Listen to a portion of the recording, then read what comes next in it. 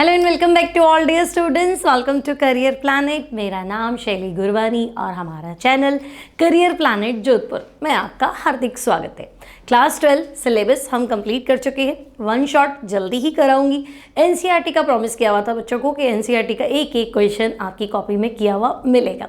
तो न्यूमेरिकल वाले चैप्टर से स्टार्ट करते हैं। टाइम वेस्ट नहीं करूँगी आपका, लेकिन वीडियो अच्छा लगे तो लाइक कर दिया करो, शेयर कर दिया करो, सब्सक्राइब कर दिया करो, ठीक है। तो देखो, आज हम चैप्टर शुरू करने वाले हैं विलियन सॉल्यूशन, एनसीईआरटी के अनसॉल्व्ड क्वेश्चन। इन टेक्स्ट और एग्जाम्पल्स मैंने बहुत सारे आपको जब थियोरी पढ़ाई थी उसके अंदर लिए हुए, ठीक है। तो आज हम एक्सरसाइज करने वाले हैं। एक एक क्वेश्चन, चाहे वो थियोरी हो चाहे न्यूमेरिकल हो, सारे क्वेश्चन हम करेंगे इस वीडियो में जितने पॉसिबल है, नहीं तो पार्ट 2 पार्ट 3 कंटिन्यू करेंगे, ठीक है। अब मैं आपसे क्या कहना चाह रही हूँ, हाँ, कि देखो जैसे थियरी क्वेश्चन आएगा तो मैं आपको थियरी थोड़ी एक्सप्लेन कर दूंगी। इससे क्या होगा, आपका चैप्टर वापस रिकॉल हो जाएगा, चैप्टर आपको याद हो जाएगा, है ना। बहुत सारे बच्चों को है कि ना विलियन तो 1 साल पहले पढ़ाया था ये और वो सेम है क्या, तो सेम है। चैप्टर में क्या चेंज होगा, है ना। 1 साल बाद ऐसा क्या नया पढ़ा लेंगे जो पिछली बार नहीं पढ़ाया था। एनसीईआरटी का थियरी यूं कहीं रहता है, क्वेश्चन प्रैक्टिस जरूर चेंज होता है, क्वेश्चन का पैटर्न जरूर चेंज होता है, बेस थियरी तो वही रहेगा, ठीक है। तो चलो स्टार्ट करते हैं क्वेश्चन नंबर 1 से। अब देखो, इस साल नई एनसीईआरटी है तो आपका शायद चैप्टर 1 ही विलियन दे रखा है, तो 1.1, और पुरानी एनसीईआरटी है तो उसमें चैप्टर 2 है तो 2.1। क्वेश्चन का सीक्वेंस सेम है ना। तो पहला क्वेश्चन है, विलियन को परिभाषित कीजिए। कितने प्रकार के विभिन्न विलियन संभव है, प्रत्येक प्रकार के विलियन के संबंध में एक उदाहरण देकर संक्षेप में समझाइए। तो सबसे पहले सोल्यूशन किसे कहते हैं, विलियन किसे कहते हैं, इसको डिफाइन कर लो, ठीक है। अब तुम्हें पता है ना विलियन किसे कहते हैं। अगर मैं पानी में ग्लूकोज घोल दूं, नमक घोल दूं, तो ग्लूकोज नमक गायब हो जाते, आपको नहीं दिखता, आपको सिर्फ एक लिक्विड दिखता है, मतलब समांगी मिश्रण। जब हम इसमें विलियन चैप्टर पढ़ते हैं तो हम समांगी मिश्रण की बात करते हैं। तो आपको बताना है कि भाई अगर आपसे कोई पूछ रहा है विलियन की परिभाषा बताओ, तो आपको लिखना है 2 या 2 से अधिक, 2 या 2 से अधिक पदार्थों के, 2 या 2 से अधिक पदार्थों के समांगी मिश्रण को विलियन कहते हैं। बोलो, कोई तकलीफ है क्या? थोड़ा जल्दी लिखूंगी, राइटिंग का समझ में आ जाएगी, समझने लायक तो है राइटिंग, है ना, लेकिन अच्छी नहीं लिख पाऊंगी। तो 2 या 2 से अधिक पदार्थों के समांगी मिश्रण मतलब समझे बच्चा, होमोजीनियस। जब 2 चीज़ें मिलके एक हो जाती है, पानी में नमक डालती गायब हो जाता है, शुगर डालती गायब हो जाता है ना, एक जैसा कंपोजिशन थ्रू आउट सेम, उसे बोलते हैं समांगी मिश्रण, ठीक है। तो आप 2 पदार्थ मिलाओ, 3 पदार्थ मिलाओ, उससे कोई फर्क नहीं पड़ेगा। तो 2 या 2 से अधिक पदार्थों के समांगी मिश्रण को क्या बोलेंगे, तो आपका आंसर होगा विलियन कहते हैं, ठीक है भाई। homogeneous mixture of 2 or more than 2 substances is called solution, ठीक है। अब अगर मैं विलियन की बात करूं तो 2 पदार्थ तो मिलाने ही पड़ेंगे। आपने लिखा कम से कम 2 तो रखो ही सही, है ना। तो विलियन में 2 चीज़ें तो होनी चाहिए, 2 घटक तो होंगे। एक जिसे घोलते हैं, दूसरा जिसके अंदर घोलते हैं, मतलब नमक और पानी। तो नमक जाके गायब हो जाता है, जिसकी भौतिक अवस्था खत्म, जिसका अस्तित्व ही समाप्त हो गया। तो जो चीज़ गायब हो गई है ना, उसको बोलते हैं विलय, ठीक है। और जो कभी गायब नहीं होती उसका और विलियन का भौतिक अवस्था सेम रहती है, दैट इज विलायक। तो सॉल्यूशन में 2 कंपोनेंट होते हैं, one is solute, another is solvent. एक को आप विलय बोलेंगे, दूसरे को विलायक बोलेंगे। जनरली विलय कम होता है, विलायक ज़्यादा होता है। आगे बात समझ में। तो ये विलियन की परिभाषा। कितने प्रकार के विलियन संभव है, तो भाई विलय और विलायक। विलय ले लूँ गैस द्रव ठोस, विलायक भी ले लूँ गैस द्रव ठोस, तो 9 कॉम्बिनेशन पॉसिबल है। कैसे, मैं विलय तो गैस ही रखूँ, विलायक को मैं गैस भी ले लूँ, द्रव भी ले लूँ, ठोस भी ले लूँ। फिर विलय को मैं ठोस रख लेती हूँ, तो विलायक को मैं द्रव ले लूँ, गैस ले लूँ, ठोस ले लूँ। और फिर विलय को मैं एक बार गैस ले लिया, एक बार द्रव ले लिया, एक बार ठोस ले लूँ, है ना। तो फिर उसको भी 3 बार चेंज कर दूँ, इस तरीके से, ठीक है। तो हम कहेंगे विलय और विलायक मिला के विलियन बनता है। जनरली हम ऐसा मान लेते हैं कि विलय कम मात्रा में होता है, हर बार ज़रूरी नहीं है ना। और विलायक जो होता है वो अधिक मात्रा में होता है, ओके। तो ये हमारा विलियन का परिभाषा। पहला क्वेश्चन सिंपल है, ठीक है। कॉम्बिनेशन तो हम कहेंगे 9 कॉम्बिनेशन बनेंगे। देखो कुछ मैंने लिख रखे ताकि फिर बहुत ज़्यादा टाइम नहीं लगेगा। अब देखो, अगर तुम क्या करते हो बच्चे, अगर तुम क्या करते हो, जैसे O2N2 का मिश्रण, जल वाष्प का वायु में मिश्रण, या फिर कपूर का नाइट्रोजन में मिश्रण, है ना, तो मतलब पहले अगर मैं विलायक गैस ले लूं, ठीक है, अगर विलायक गैस है, अगर विलायक क्या है, गैस, तो फिर विलयन को हम बोलेंगे गैसीय विलयन। आई बात समझ में? यदि विलायक गैस ले लूं, क्योंकि मैंने आपको अभी क्या बताया, जो विलायक की भौतिक अवस्था है, मतलब पानी लिया, तो पानी में तुम शक्कर घोल दो, चाहे CO2 घोल दो, चाहे अल्कोहल घोल दो, है ना, विलयन की भौतिक अवस्था तुम्हें पानी जैसा ही दिखेगा वो, ठीक है। तो जो सॉल्वेंट का फिजिकल स्टेट है, जो विलायक की भौतिक अवस्था है और जो विलयन की भौतिक अवस्था है, वो सेम होती है। तो अगर मैंने विलायक गैस ले लिया तो तुम उसको गैसीय विलयन बोलो, मतलब अब मैं जो भी घोलूंगी वो गैस में ही घोलूंगी, ठीक है। विलायक मेरा तीनों कंडीशन में क्या है, गैस है, ओके। और छोटे छोटे सवाल कैसे बनेंगे वो बता रही, देखो, ऑक्सीजन नाइट्रोजन का गैसीय मिश्रण, मतलब ले देखिए गैस में गैस घोला है, तो हम कहेंगे ठीक है, तो विलायक भी गैस है, और इस एग्जाम्पल में तो मुझे लग रहा है कि विलय भी क्या है, गैस है, तो गैस गैस गैसीय विलयन, समांगी तो हो गई। फिर जल वाष्प का वायु में मिश्रण, तो जल वाष्प तो द्रव हो गया ना, और वायु तो गैस है। क्लोरोफॉर्म का नाइट्रोजन में मिश्रण, तो क्लोरोफॉर्म लिक्विड होता है, या मच्छर मारने की दवाई होती है ना, हम क्या करते हैं, हिट मारते हैं, बेगोन स्प्रे मारते हैं, तो स्प्रे मारते हैं ना, स्प्रे लिक्विड होता है। या परफ्यूम की बात करो, चलो छोटे बच्चे हैं तो परफ्यूम की बात करें तो है ना, डिओड्रेंट लगा रहे हो, परफ्यूम लगा रहे हो, तो स्प्रे कर रहे हो, लिक्विड है जो कि हवा में फैल रहा है, रूम फ्रेशनर है, इनमें से कुछ भी ले लो, तो निकल रहा तो द्रव है लेकिन हवा में फैल गया, समांगी मिश्रण, हर जगह इक्वल स्मेल आती है ना, तो हम कहेंगे हाँ लेकिन यहाँ विलय आपका द्रव है, ठीक है, तो यहाँ हमारा विलय द्रव है।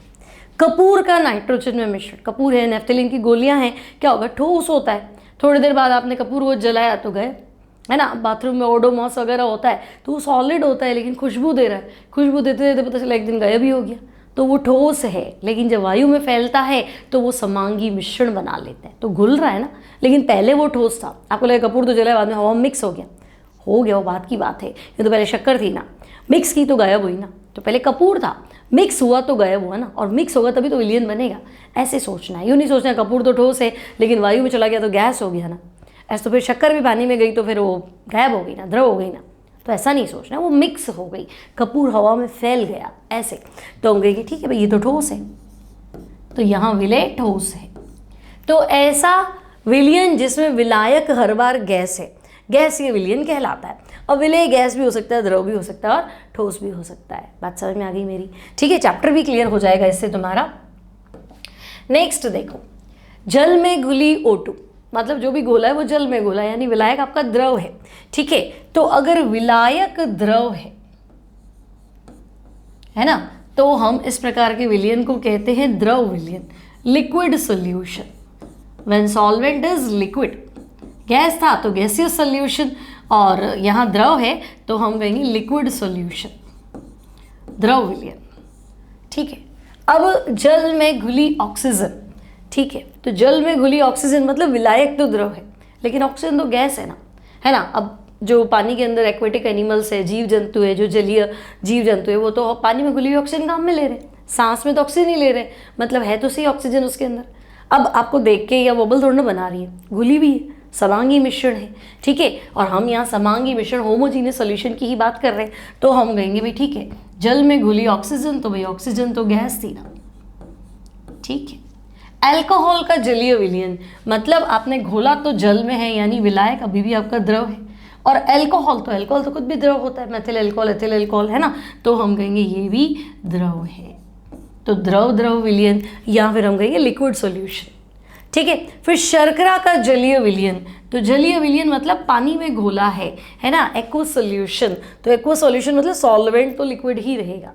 शुगर, शर्करा क्या है, तो ठोस है, सॉलिड है, तो यहाँ विलय जो है वो ठोस माना जाएगा, सॉलिड माना जाएगा, वही बात समझ में। तो ये तीन और बन गए, कोई टेंशन नहीं, यहाँ तक आगे बढ़े। फिर तो अब हम कहेंगे देखो हमने गैसीय विलयन पढ़ लिया, द्रव विलयन पढ़ लिया, अब हम जो भी घोलेंगे ना वो ठोस में घोलेंगे, यानी हमारा विलायक तो पक्का है, हर केस में क्या होना चाहिए, ठोस होना चाहिए। तो जब सॉल्वेंट आपका सॉलिड है, विलायक ठोस है, तो इस प्रकार के विलयन को ठोस विलयन कहते हैं, सॉलिड सॉल्यूशन कहते हैं, ठोस विलयन।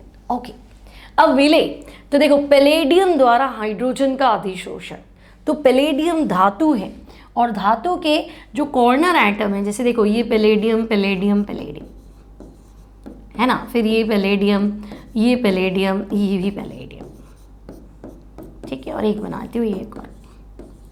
अब अगर तुम ध्यान से देखो ना, तो जो मैं सेंटर में जो तुम्हें पैलेडियम नजर आ रहा है, ये वाला, यहाँ तुम्हें लगेगा भाई ये तो 4 बॉन्ड बना के मस्त है, लेकिन बाकी सारे साइड वाले हैं, और साइड वाले ना कोई 4 नहीं बना पा रहा है, तो इनकी सतह पे होती है मुक्त संयोजकता, मुक्त संयोजकता, फ्री वैलेंसी। और यहाँ पे क्या करते हैं, हाइड्रोजन गैस है ना, स्पेसिफिक गैस होती है, हाइड्रोजन है उसको डिसॉल्व करते, अधिशोषित, मतलब सतह पे आकर्षित करते हैं, अधिशोषित। तो हम कहेंगे तो ठोस है ना, और गैस को इसने अपने साथ मिक्स कर लिया है ना, अब सतह पे मिक्स किया, जब बॉडी के अंदर गया उसको कोई मतलब नहीं है, मिक्स तो हो गया ना। तो पैलेडियम द्वारा हाइड्रोजन का अधिशोषण, तो भाई हाइड्रोजन तो हमारे पास यहाँ गैस है, तो विलेय तो हो गया गैस, लेकिन चूंकि विलायक ठोस है इसलिए ये सॉलिड सोल्यूशन का उदाहरण है ना, ठोस विलयन यानी सॉलिड सोल्यूशन। बात समझ में आई? अगर तुमने पूरा चैप्टर किया है तो एनसीईआरटी का एक क्वेश्चन कॉपी में करो, है ना, प्रैक्टिस होएगी और अच्छे से लर्न होएगा और आपके अच्छे एग्जाम की तैयारी होगी।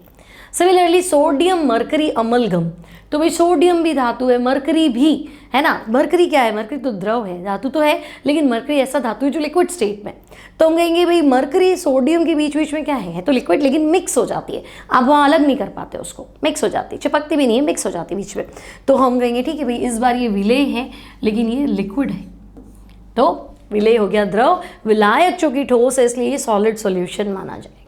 नाउ पीतल क्या होता है, तो पीतल तो मिश्र धातु होता है, अलॉय, तो अलॉय मतलब 2 मेटल का मिक्सचर, 2 धातुओं का मिश्रण, तो पीतल मतलब कॉपर और जिंक, तो कॉपर भी ठोस है, जिंक भी ठोस है, तो हम कहेंगे यहाँ तो विलेय भी ठोस है, विलायक भी ठोस है, इसलिए हम इसको सॉलिड सॉल्यूशन ठोस विलयन बोलते हैं। आई बात समझ में, है ना। तो पीतल मतलब ब्रास हो गया, सोडियम मरकरी अमलगम, अमलगम को अमलगम ही बोलते हैं, और हाइड्रोजन का adsorption on the surface of palladium, palladium हो प्लैटिनम हो कोई बात नहीं, आंसर सेम रहेगा। क्लियर है, पहला क्वेश्चन सिंपल है, आगे बढ़ते हैं नेक्स्ट क्वेश्चन में। अब देखो एक ऐसे ठोस विलयन का उदाहरण दो जिसमें विलेय कोई गैस हो।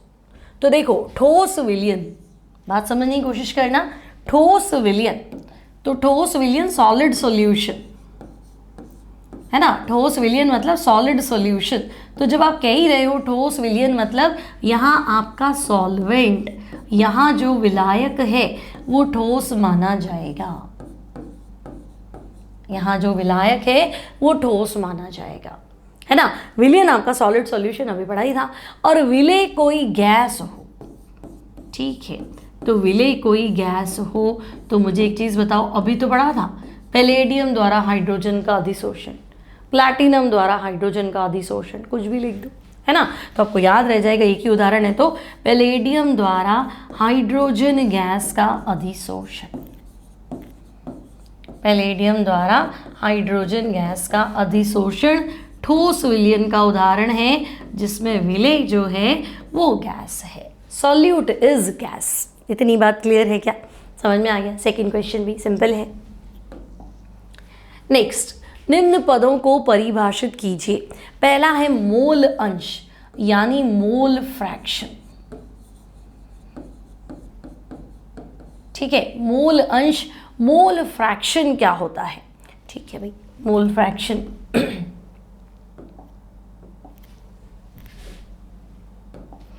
तो हम कहेंगे देखो मोल भिन्न, है ना, मोल अंश मोल घटक, तो हम कहेंगे भिन्न अंश हिस्सा, है ना। हिस्सा कब होगा, जब आपसे ज़्यादा लोग होंगे, भाई आप अकेले ही हो तो फिर तो सब कुछ आपका ही है ना। मान लो एक पेरेंट के 2 बच्चे, तो 2 बच्चे तो हिस्सा मांगेंगे ना, भाई तेरा कितना मेरा कितना, एक ही है तो फिर क्या है हिस्सा, सब कुछ उसका ही। तो अंश मतलब हिस्सा, पार्ट, है ना, आपका कितना सामने वाले का कितना, जितने लोगों में सब में बांट दो, ठीक है, बात समझ में आ रही। तो हम कहेंगे मोलों का हिस्सा, है ना। तो जनरल तो हम बच्चों को ऐसे याद कराते भाई 1 के मोल अपॉन सबके मोल, विलयन में उपस्थित एक घटक के मोल तथा सभी घटकों के mole, moles of one component upon moles of total component, ठीक है। तो मोल फ्रैक्शन यानी अगर जनरल बोला जाए तो विलियन में उपस्थित किसी एक घटक के मोल ऑफ वन कंपोनेंट, किसी एक घटक के मोल, ठीक है भाई, एक घटक के मोल तथा सभी घटकों के मोल, एक घटक के मोल तथा सभी घटकों के मोल, सभी घटकों के मोल के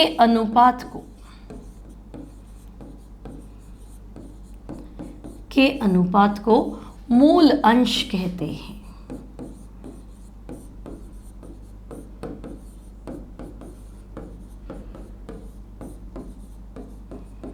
Clear? Mole fraction, moles of one component upon moles of all the component present in the solution, एक घटक के मोल अपॉन सारे घटकों के मोल।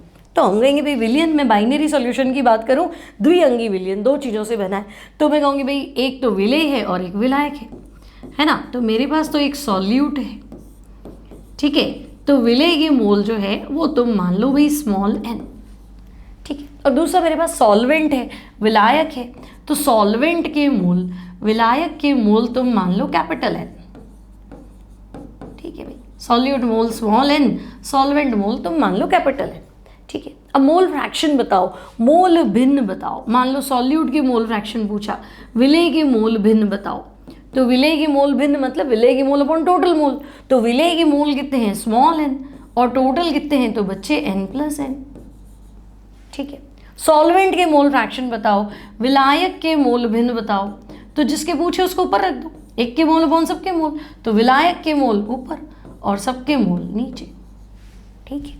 अब ऐड कर दो भाई, है ना, अगर मैं तुम्हें कहूँ x सॉल्यूट और x सॉल्वेंट को ऐड कर दो, विलेय के मोल भिन्न प्लस विलायक के मोल भिन्न, दोनों मोल फ्रैक्शन को ऐड कर दो, तो तुम कहोगे देखो सॉल्यूट के मोल फ्रैक्शन, सॉल्यूट के मोल अपॉन टोटल मोल, है ना, सॉल्वेंट के मोल फ्रैक्शन तो सॉल्वेंट के मोल, विलायक के मोल अपॉन टोटल मोल, तो एलसीएम में नीचे क्या आएगा n+n, ऊपर भी क्या आएगा n+n, तो इट विल बी 1, है ना। तो हम जनरली बोलते हैं xa plus X B 1, x विलेय प्लस x विलायक इक्वल्स टू 1,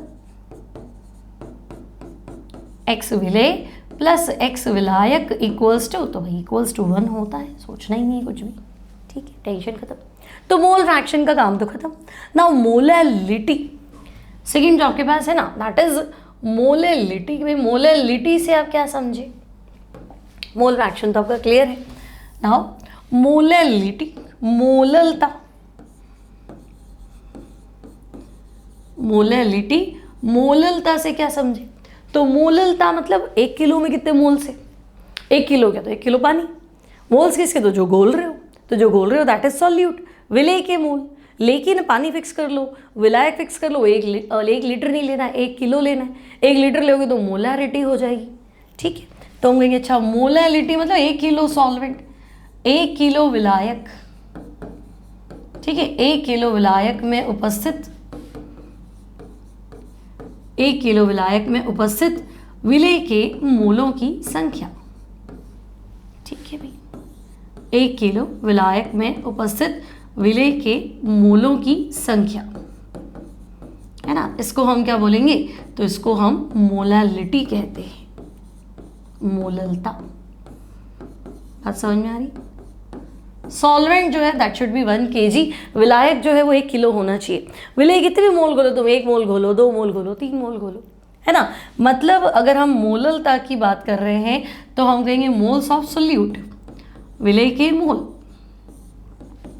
ठीक है भाई, विलेय के मोल्स ऑफ सॉल्यूट अपॉन विलायक 1 किलो होना चाहिए, सॉल्वेंट 1 किलो होना चाहिए, मतलब विलायक का भार, ठीक है। और यहाँ स्मॉल m लिखेंगे, कैपिटल लिखते गलत हो जाएगा, विलायक का भार कितना होना चाहिए, तो हम कहेंगे 1 किलो, किलोग्राम्स में होना चाहिए, बस ये फॉर्मूला।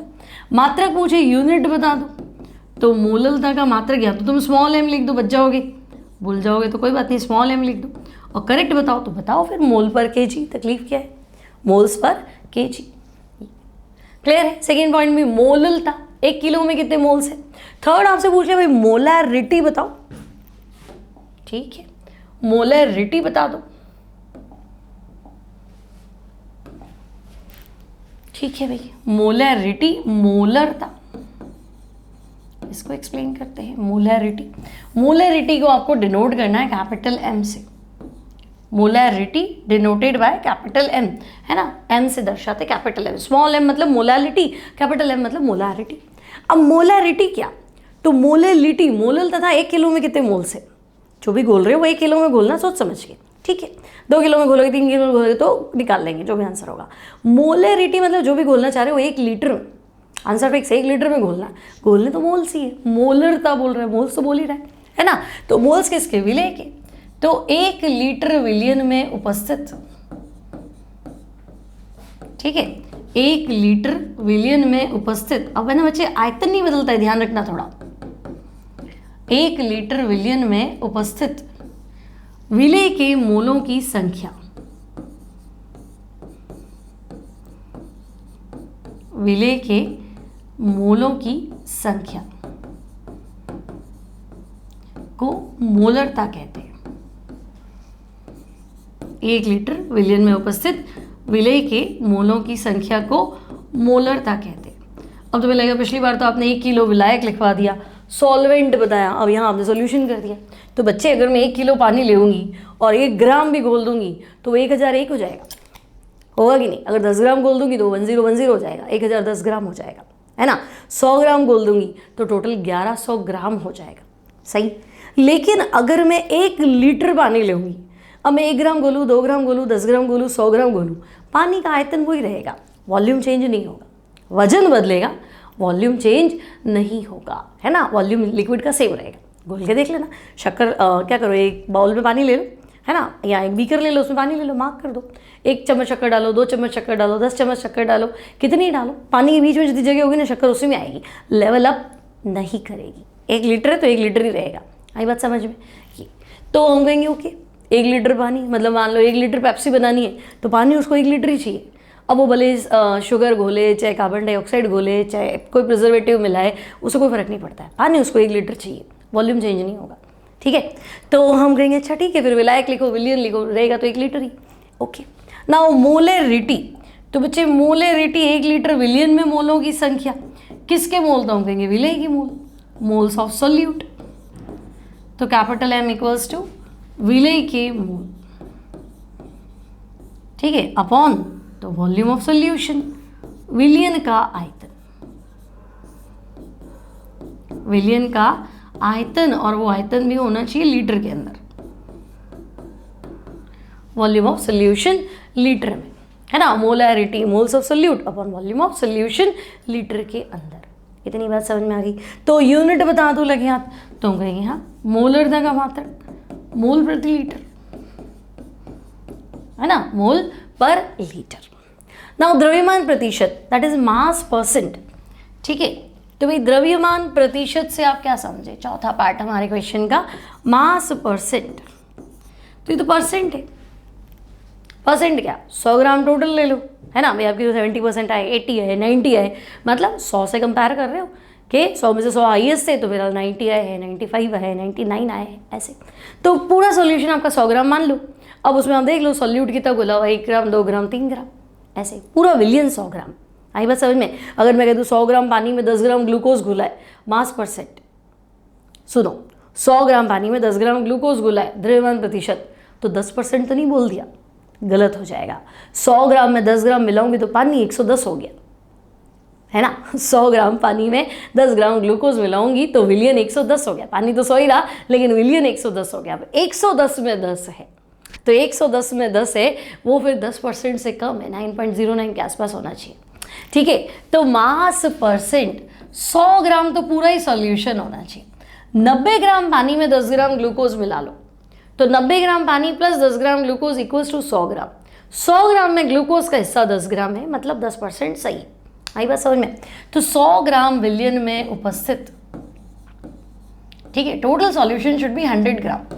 तो 100 ग्राम सॉल्यूशन में उपस्थित सॉल्यूट विलय, विलय की ग्रामों में मात्रा, 100 ग्राम विलयन में उपस्थित विलेय की ग्रामों में मात्रा। ठीक है भाई, ग्रामों में मात्रा।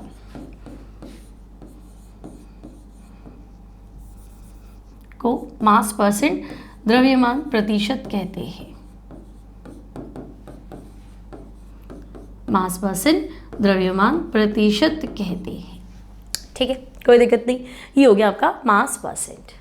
क्लियर? अब फॉर्मूला लिखे तो मास परसेंट मतलब W by W, W by W percent, ऊपर भी W नीचे भी W, तो ऊपर छोटा W मतलब विलेय, सॉल्यूट, विलेय का भार। ठीक है, विलेय का भार ग्राम्स में ले लो, अपॉन कैपिटल W, विलायक नहीं है ना, विलियन है, टोटल विलियन का भार। ठीक है भाई, ये भी ग्राम्स में ले लो, इनटू 100। अब ऊपर मिलीग्राम है नीचे मिलीग्राम लिख दो, कोई फर्क नहीं पड़ता, है ना। टोटल मतलब दोनों का रेशियो सेम होना चाहिए। आप 100 में हिस्सा निकाल रहे हो, यहाँ तक की बात क्लियर है? ठीक है, तो ये अपना नेक्स्ट क्वेश्चन कंप्लीट। आगे बढ़ते हैं। 1.4 है ना, चौथा क्वेश्चन में आते हैं। देखो, प्रयोगशाला कार्य के लिए प्रयोग में लाया जाने वाला सांद्र नाइट्रिक अम्ल।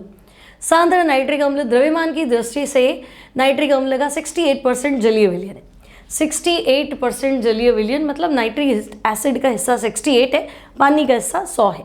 अब चाहे ग्राम्स में हो चाहे वॉल्यूम में हो, कुछ भी हो, 68% है, तो हम इसको मास परसेंट मान के चलते हैं। तो देखो, द्रव्यमान प्रतिशत आपको क्वेश्चन में दे रखा है, नाइट्रिक अम्ल का द्रव्यमान प्रतिशत, दैट इज मास परसेंट। फिलहाल मैं इसको x मान लेती हूँ और x प्रतिशत ही है ना, तो 68। ठीक है, अब बच्चे नाइट्रिक अम्ल का फॉर्मूला तो सबको ही आता होगा, बोलो क्या तुम्हें नाइट्रिक एसिड का फॉर्मूला तो आता है ना। नाइट्रिक अम्ल HNO3, आपको चाहिए इसका अणुभार, नाइट्रिक अम्ल का अणुभार HNO3। ठीक है, तो देखो भाई, हाइड्रोजन का 1 होता है ना, यूनिफाइड मास, नाइट्रोजन का 14 होता है और ऑक्सीजन का 16। यू इसलिए लिख रही हूँ क्योंकि एक एटम जो तुम्हें दिख भी नहीं रहा उसका। ठीक है, ग्राम लिख दोगे मतलब 1 मोल का भार, तो उससे कोई फर्क नहीं पड़ेगा। अणुभार तो मैं कहूँगी 1 + 14 + 16 × 3। ठीक है, ये आएगा 63। अगर उसमें लिखोगे तो ग्राम पर मोल, मतलब 1 मोल का भार इतने ग्राम होगा। ठीक है, ओके, तो आपने द्रव्यमान प्रतिशत भी निकाल दिया, अणुभार भी निकाल दिया। फिर यदि विलयन का घनत्व, एग्जाम बोर्ड पैटर्न में ना आपको पूरा डेटा लिखना पड़ेगा। विलयन का घनत्व, अब आपको दे रखा है डेंसिटी ऑफ द सॉल्यूशन। ठीक है, मोलर मास तो हमने निकाल ही दिया। नाउ डेंसिटी इज 1.504 ग्राम पर ml। ठीक है, तो आपसे क्या पूछा, इस सैंपल की मोलैरिटी कैलकुलेट करो, कैपिटल M कैलकुलेट करो। ठीक है, विलयन की मोलरता आपको ज्ञात करनी है। ओके, कोई टेंशन नहीं। अब देखो, मोलरता का फॉर्मूला है, यहाँ बना दो क्या, देखो, या फिर नेक्स्ट स्लाइड ले लेती हूँ, चलो, है ना। मोलरिटी का फॉर्मूला है तुम्हारे पास, अगर तुम्हें द्रव्यमान प्रतिशत दिया हो तो मोलरता का फॉर्मूला है x × d × 10 अपॉन विलेय का अणुभार। कैसे आया तो बच्चे थियरी जब पढ़ाई थी उसमें सिखाया था फॉर्मूला कैसे आया, कैसे भी आया फॉर्मूला रखना तो यही है। ठीक है, तो x × d × 10 अपॉन विलेय का अणुभार, ये शॉर्टकट फॉर्मूला है, इससे जल्दी बनेगा। x मतलब भार प्रतिशत, जो कि हमारे पास था 68, डेंसिटी घनत्व 1.504 × 10 और मोलर मास हमने निकाला ना 63। सॉल्व कर लो, देखो x क्या है, मास परसेंट 68 है ना, अणुभार कितना है तो हम कहेंगे 63। ठीक है, और डेंसिटी तो हमने निकाली था 1.504। ठीक है, सॉल्व तुम इसको करोगे तो सॉल्व करने से तुम्हारा आंसर जो बैठना चाहिए है ना, ये होना चाहिए 16.24। या तो कैपिटल M लिख दो या मोल प्रति लीटर लिख दो। ठीक है, अब तो लगेगा कि मैं तो डायरेक्ट फॉर्मूला याद नहीं होता, मैं तो विलयन का घनत्व दिया हुआ है, मैं आयतन निकालूंगा फिर करूंगा, कर सकते हैं, है ना। अगर आपको इसी क्वेश्चन को दूसरे पैटर्न से करना है, मान लो आपको नहीं पैटर्न से नहीं करना है, मैं इसी क्वेश्चन को दूसरे पैटर्न से करना चाहता हूँ, ठीक है, आपकी इच्छा, आप कर सकते हैं। देखो क्वेश्चन तो यही था, मैं जगह बना देती हूँ इसी में, है ना। अब द्रव्यमान प्रतिशत, अणुभार, ये सब पता ही है आपको।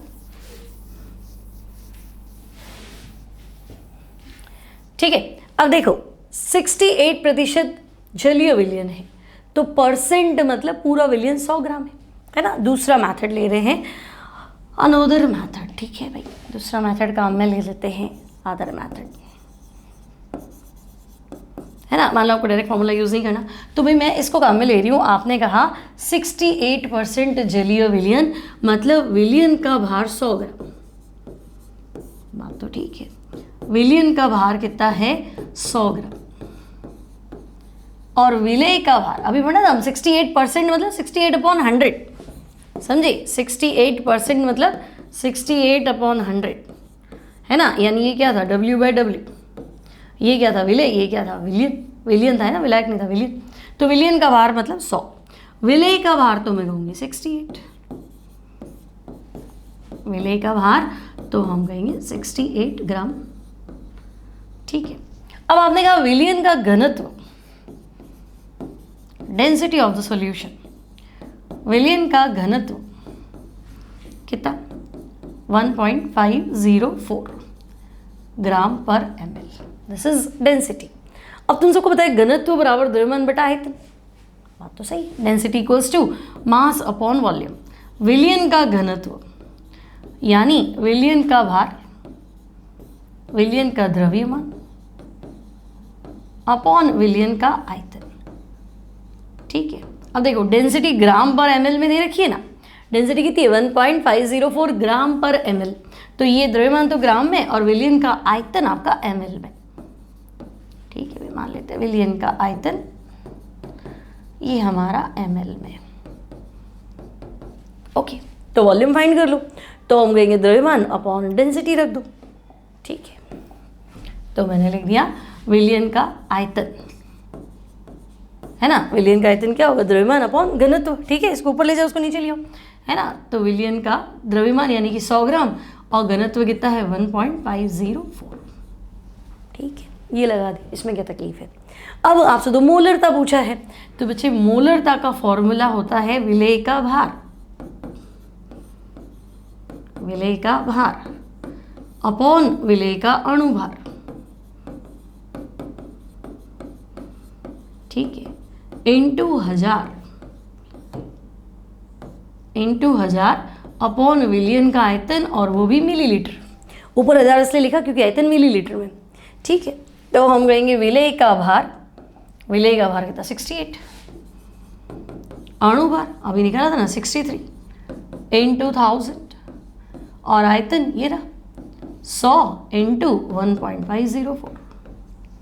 तो वापस वहीं तो पहुंचे, देखो x 68% ये रहा, इंटू डी वो रहा 1.504, है ना, इंटू 10 ये लो अपॉन मोलर मास। तो अभी भी वहीं तो आए हो, तो आंसर तो वही आएगा 16.24, जो भी हो, मात्र कैपिटल M लिख दो। क्लियर है। तो अगर तुम्हें लगेगी नहीं मैं तो वो मेथड से फॉर्मूला नहीं याद रहता, ये कर लूँगा, तो भाई वो फॉर्मूला यहीं से तो आया है, ऐसे कर लो, एक ही बात है, कोई फ़र्क नहीं पड़ेगा। समझ में आ गई बात। ठीक है, तो ये हमारा 1.4 क्वेश्चन था। आगे बढ़ते हैं, नेक्स्ट क्वेश्चन 1.5। देखो, ग्लूकोज का एक जलीय 10% W/W विलयन, 10% W/W, पहले तो इसका मतलब समझो।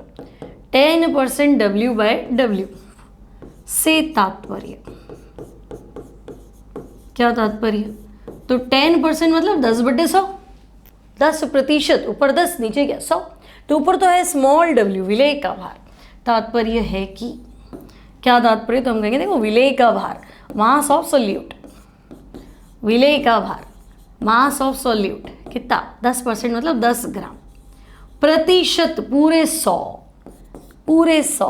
है ना। विलियन का भार मास ऑफ सोल्यूशन, पूरा तो विलियन होता है, सोल्यूशन होता है, तो पूरा सॉल्यूशन कितना है 100 ग्राम। ठीक है, सोल्यूट भी आ गया, सोल्यूशन भी आ गया। ओके, तो मोललता पूछिए। ओहो, तो मोललता में मुझे सॉल्वेंट चाहिए, है ना, बताया था ना मैंने तुम्हें, मोललता विलायक चाहिए, विलायक का भार, तो भाई विलियन माइनस विलेय, है ना। पूरा तो 100 है और 10 ग्राम ग्लूकोज घोलने के बाद 100 है। अब एग्जाम्पल भी दिया, पूरा विलियन तो 100 ग्राम है ना, लेकिन उसमें 10 ग्राम ग्लूकोज घुला हुआ है, तो वे पानी तो 90 लिया होगा, तो मैं कहूँगी हाँ पानी मतलब सॉल्वेंट, पानी तो 90 होगा, तो विलायक का भार 90 ग्राम।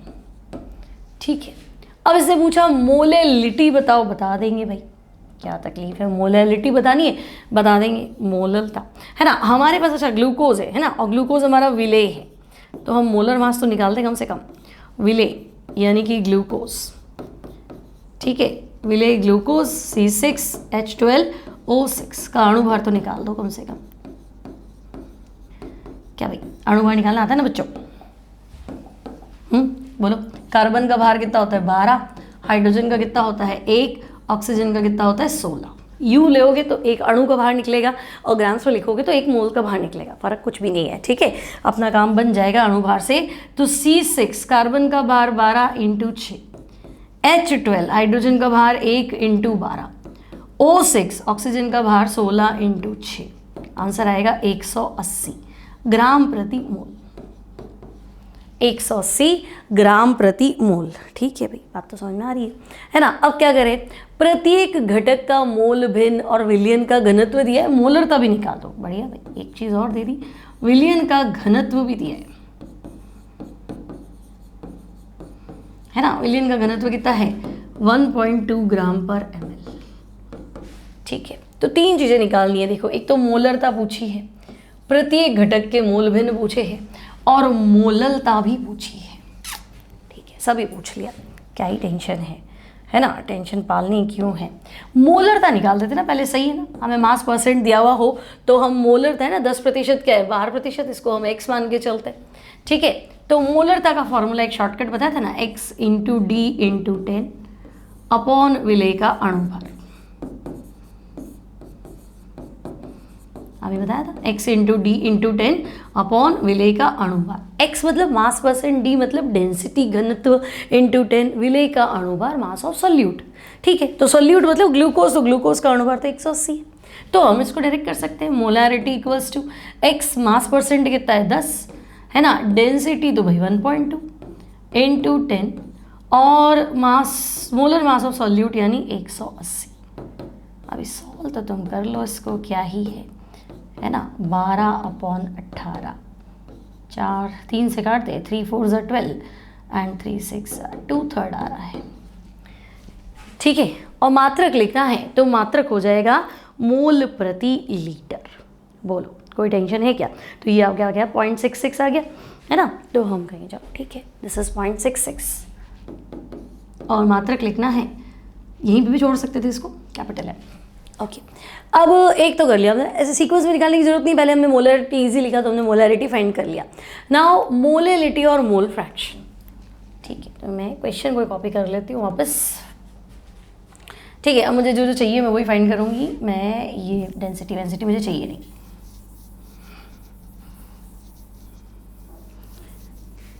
ठीक है।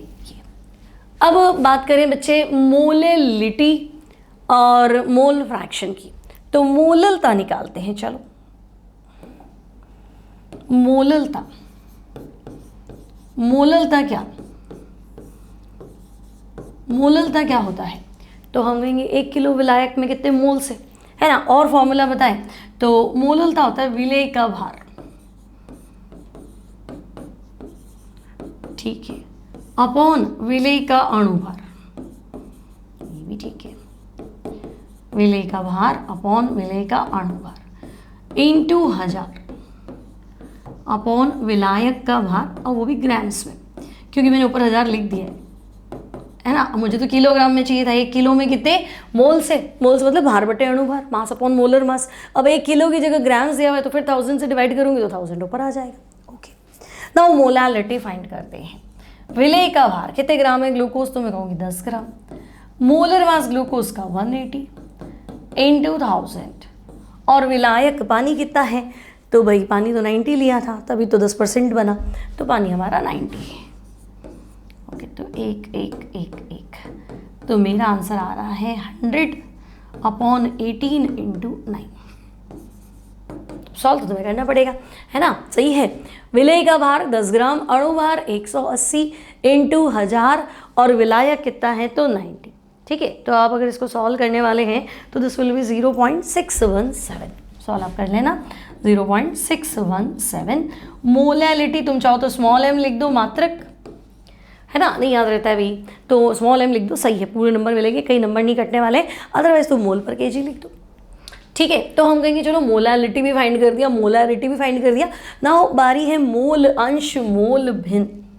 ठीक है, तो मैं इसको फिर कॉपी कर लेती हूँ। ठीक है, नाउ मोलारिटी भी हो गया, अब हम कहते हैं अच्छा मोल भिन्न निकालो, मोल अंश। अब अभी तो बताया था मैंने तुम्हें शुरू में मोल फ्रैक्शन, है ना, मोल भिन्न मोल फ्रैक्शन, एक के मोल अपॉन सबके मोल। मोल भिन्न क्या होता है, विलयन में उपस्थित किसी एक घटक के मोल अपॉन सारे घटकों के मोल, यही तो था मोल फ्रैक्शन। तो हम कहेंगे हाँ, सॉल्यूशन में प्रेजेंट किसी एक घटक के मोल और सारे मोल। तो भाई एक घटक तो मेरे पास क्या है, ग्लूकोज, और दूसरा क्या है, पानी। तो मैं कहूँगी ठीक है भाई, हमारे पास दो चीज़ें चल रही है, एक तो ग्लूकोज और एक जल। ठीक है, C6H12O6 और ये वाटर, ये हमारा सॉल्यूट है विलय और ये हमारा सॉल्वेंट है विलायक। ठीक है, एक विलय है एक विलायक है। ओके, नाउ पहले मैं इसके मोल फाइंड कर लेती हूँ, स्मॉल n। तो मोल का फॉर्मूला एक ही है, भार अपॉन अणुभार, भार बटे अणुभार। तो ग्लूकोज का भार कितना है 10 ग्राम, अणुभार कितना है 180, तो ये है 1/18। ठीक है, 1/18.055 आएगा। ठीक है, तो हम कहेंगे चलो इसको 1/18 रहने देते हैं। पानी की बात करते हैं, है ना, पानी के मोल निकालो, तो भाई पानी के मोल वापस वही भार बटे अणुभार। तो पानी का भार, पानी कितना लिया था हमने, देखो पानी कितना है 90 ग्राम्स, तो 90, और जल का अणुभार तो 18 है, सबको पता है ना, H+H+O 1 + 1 + 16 यानी 18, तो 18 पंजे 90 होता है। ठीक है ना। अब मुझे क्या करना है, प्रत्येक घटक का मोल भिन्न। वाह भाई, प्रत्येक का घटाओ, तो x विलय बताओ। तो बच्चे मोल भिन्न सिखाए थे ना, एक के मोल अपॉन सबके मोल, तो मान लो विलय के मोल 1/18 है ना, टोटल तो 1/18 + 5 जोड़ दो। ठीक है, जो भी आंसर है। फिर मैंने आपको क्या बताया था, x विलय और x विलायक, x विलय और x विलायक मिलके तो एक होता है। मोल फ्रैक्शन ऑफ सॉल्यूट और mole fraction of solvent should be equal to 1। ठीक है, तो x विलायक निकालना है ना, तो x विलायक हो जाएगा 1 - x विलय, और x विलय तुम सॉल्व करो भाई, 1/18 अपॉन 1/18 प्लस कितना था 5। तो देखो सॉल्व करने से तुम्हारे को जो आंसर मिलना चाहिए वो तो ऊपर वाला 0.0556 सही है, यहाँ तुम्हारा आंसर आएगा ग्लूकोज का 0.011। ठीक है, सॉल्व तुम्हें करना है 0.011 और इसको माइनस कर दो, 0.011 माइनस कर दो। ठीक है, तो 100 में से 11 माइनस करोगे तो 89, आई थिंक 0.089 आना चाहिए। ठीक है, ये क्लियर है, बात समझ में आ गई यहाँ पे। तो तुम्हारे पास सॉल्यूट के मोल फ्रैक्शन भी आ गए और सॉल्वेंट की 0.989, सॉरी पूरा तो 1 है ना, 0.1 में से नहीं माइनस करा, 1 में से, तो दिस विल बी 0.989। ठीक है, ये 1000 में से 11 माइनस करना है, नॉट 100 में से, पॉइंट के बाद 3 डिजिट है ना इसलिए। ठीक है, तो ठीक है, यहाँ तक कोई दिक्कत नहीं है, 0.989। तो ये हो गया हमारा, कितने क्वेश्चन बने हमारे, 5 क्वेश्चन बने हैं, है ना। अब देखो, अगर PDF का बहुत है ना प्रॉब्लम आता है ना, मैं वैसे टेलीग्राम ग्रुप पे डाल भी देती हूँ, बट कुछ बच्चों को मिलता है नहीं मिलता है।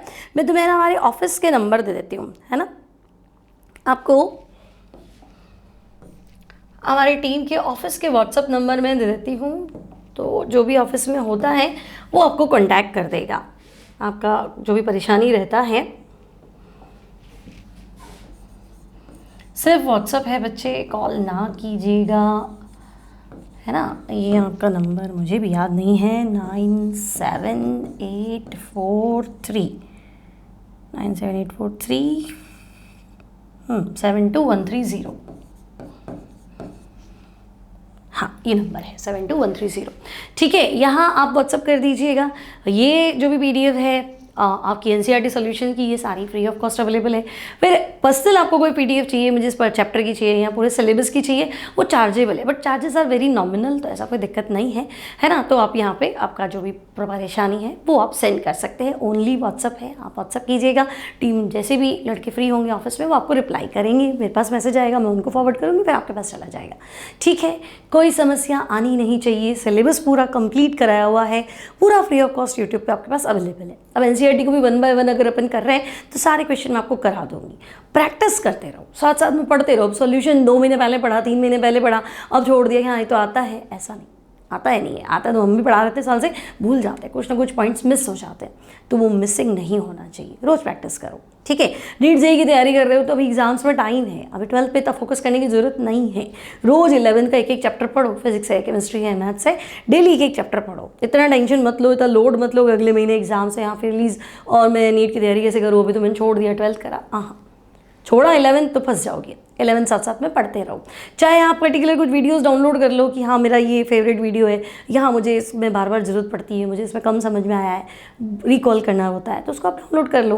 कहीं पे भी जाते हो, इधर उधर जाते हो, जहाँ तुम बोर होते हो, टाइम पास नहीं हो रहा है, उस वीडियो को 2x की स्पीड में चला के देख लो, वहाँ वो तुम्हारे समय का यूटिलाइजेशन हो गया। कहीं बार ड्यूटी देनी भी ज़रूरी है, भी जाना भी ज़रूरी है, और मन भी नहीं लग रहा, अब करूँ क्या, है ना, इंटरनेट भी नहीं है, मान लो घर पे वाईफाई है, तो उसे डाउनलोड करके डाल दो, ऐसे। ठीक है, तो समय का सदुपयोग कीजिए, पढ़ाई कीजिए, एग्ज़ाम्स नज़दीक है, कोई समस्या है मुझसे कांटेक्ट करना है तो आप यहाँ पे अपना मैसेज छोड़ दीजिए, मैं अपने आप रिप्लाई कर दूँगी। मिलती हूँ नेक्स्ट टाइम नेक्स्ट क्लास में। Till then take care and bye bye.